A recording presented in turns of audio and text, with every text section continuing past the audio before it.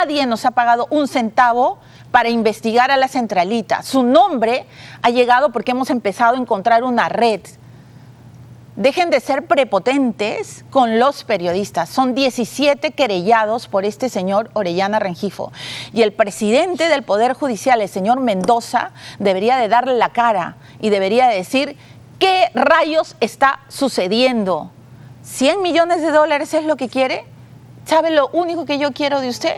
Que me dé una entrevista para preguntarle todo lo que han dicho las víctimas que lo acusan a usted de malas, de actos delincuenciales, como ellos dicen.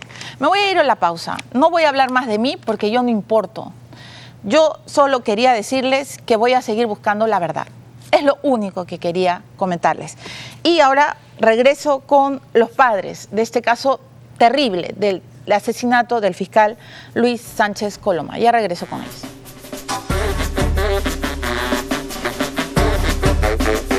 Conversar hoy día con Julio Arbizu. Él ha sido procurador anticorrupción, pero ahora está defendiendo a los periodistas, director del Centro Líder, y está defendiendo... perdón, pero me está haciendo mucho ruido eso.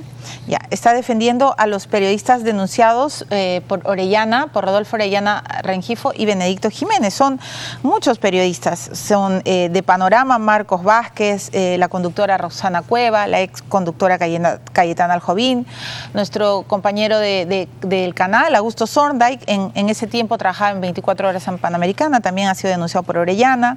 De Cuarto Poder, Carlos Castro y Juan Diego Ugaz han sido denunciados por Orellana. El programa Cuarto Poder les ganó la demanda. Caretas, Marco Sileri, Enrique Sileri, Américo Zambrano tienen 14 denuncias, 8 denuncias, 3 denuncias, todas hechas por Jiménez y Orellana. Y en ATV también han sido querellados Augusto Álvarez Rodríguez, Ana Treyes, Ana María Rondón, Eduardo García. En el Diario de la República, César Romero, Gustavo Mome, Ricardo Uceda, Paul Garay. En Perú 21, Juan José Garrido Queclin. En Diario 16, Fernando Valencia, Daniel Llovera. Y ustedes ya saben que este programa y bueno, todo el directorio del Grupo del Comercio acaba de ser, nos acaban de mandar una notificación para conciliar por 100 millones de dólares. Julio Arbizu es el defensor de este grupo de periodistas y yo quiero preguntarle varias cosas. ¿Cómo está, ex procurador? Bienvenido al programa. Muchas gracias. ¿Qué es esto? ¿Esto es amedrentamiento, querer tapar, callar a los periodistas, extorsión? ¿Qué figura es esta? Bueno, hay dos cosas aquí, ¿no? En principio, sin duda es un intento de amedrentar a los periodistas de investigación que, haciendo su trabajo, han expuesto a la luz pública las conductas irregulares de los miembros de esta organización. Y por otro lado, cosa que es sumamente grave, es, digamos, la instrumentalización del Poder Judicial precisamente en busca de esa venganza o de ese amedrentamiento, ¿no? Pero eso le quería preguntar a usted como abogado, señor Arbizu. Los periodistas lo que estamos haciendo es nuestro trabajo. Bajo esa perspectiva, ningún periodista podría hacer investigación, no se podría ni siquiera mencionar a ningún funcionario, a ningún empresario, o sea, no podríamos recabar ninguna denuncia. Así es, y el hecho de que se admitan de inmediato todas las querellas que este señor interpone en el Poder Judicial contra periodistas que osan investigarlo, ¿no es cierto? Además, engendra una situación de autocensura inmediata. Es decir, claro, el periodista que se empiezan a tenerle miedo. Pero por supuesto, si una amenaza se cierne sobre un periodista, una amenaza además de perder la libertad, este es un proceso penal, los delitos contra el honor están dentro del catálogo del Código Penal. Por cierto, lo que hemos hecho nosotros básicamente es decirle al Poder Judicial a través de su presidente, el doctor Mendoza, que hay claramente una intención de estas personas, no de reparar su honor, ¿no? Que pretenden sostienen haber sido mancillados. Claro. No es eso. El objetivo real es amedrentar a la prensa y es evitar, ¿no es cierto?, que a través de investigaciones serias se conozca el actuar delictivo de estos miembros de la organización. ¿Cuál es el poder real de Orellana en el Poder Judicial y en el Ministerio Público? Porque he entrevistado a Lourdes Flores, que ha contado toda la complicación con la Fundación de los Niños del Perú. El mismo Vitocho ha contado lo del Hospital Hermilo Valdizán. Usted lo ha escuchado. Sí, muchas víctimas han venido acá a contarnos cómo han perdido sus casas. En fin, las cartas fianzas falsas en los gobiernos regionales. ¿Cuál sería el poder? ¿Quién protegería al señor Orellana Rengifo? Bueno, difícil saberlo con exactitud, pero claramente este es un problema reciente, este es un problema que tiene por lo menos 5 o 6 años. Es decir, esta red empezó a operar hace bastante tiempo. Bueno, usted ha visto, la procuradora Príncipe tiene querellas desde hace más de 4 años. Por cierto, y como tú dijiste hace un rato, nosotros en el 2012 ya pretendíamos la inclusión del señor Orellana en las investigaciones por el caso de la Centralita. Cierto. La fiscal Vilca Toma solicitó que se ampliaran las investigaciones, ¿no es cierto? Y hasta hoy este señor no es investigado por este caso. ¿Por qué no es investigado? Porque lo que está pidiendo la Fiscalía, bueno, en ese tiempo pidió Vilca Toma, ahora es procuradora, lo único que pedía era que fuera metido en la investigación. ¿Por qué no? Yo creo que algunas claves podemos encontrar en la actitud de quien fuera el fiscal de la Nación en ese momento. Es decir,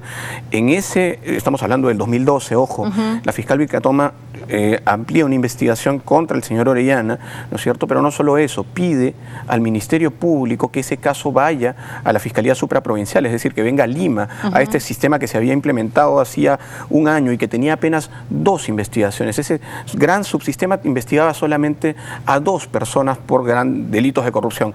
La materia que estas fiscalías investigaban eran casos de complejidad y repercusión nacional.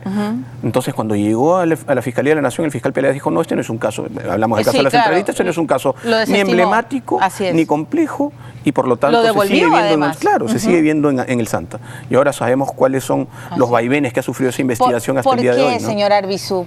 ¿Él pudo haber evitado la muerte de Nolasco? Sí, yo creo que sí. O sea, claro, no podemos especular respecto de eso, es complicado, pero sí ¿por qué pudo haberse... Sí, pues... ¿Qué cree usted? Es absolutamente incomprensible. Y lo dijimos nosotros en su momento, ¿no es cierto?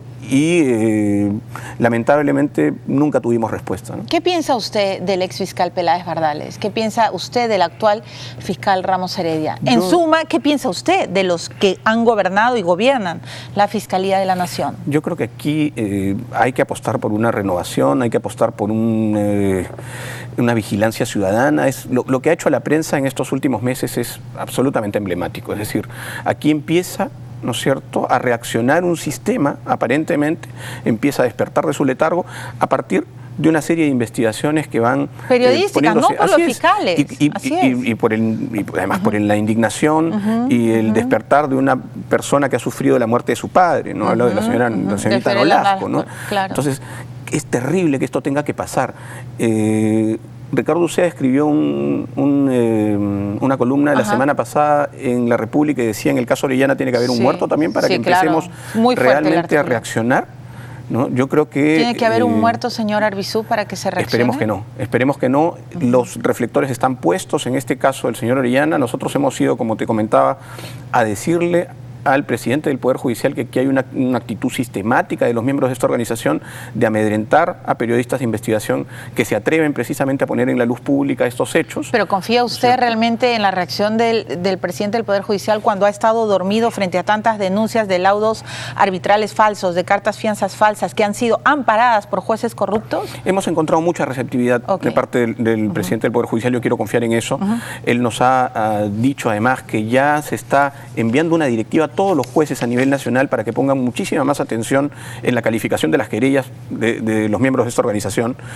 Claramente él coincidió con nosotros en que aquí había un intento de instrumentalizar al Poder Judicial para amedrentar periodistas, cosa que desvirtúa absolutamente el objetivo y los propósitos del Poder Judicial, ¿no? Bueno, muchísimas gracias, señor Arbizu, además por estar defendiendo a ese grupo de periodistas que no deberían de estar querellados, la verdad.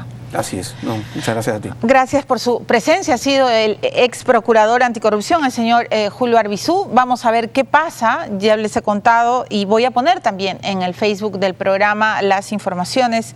Todos los personajes que han sido mencionados en este programa tienen las puertas más que abiertas para hacer sus descargos. Lamento que no haya cumplido con su palabra el señor Benedicto Jiménez. Él habla mucho de bullying mediático. Yo no voy a mencionar ni siquiera los adjetivos que ha escrito sobre mi persona, no vale la pena, solo quería conocer su verdad, porque recuerden la frase de este programa, si no dices lo que es, alguien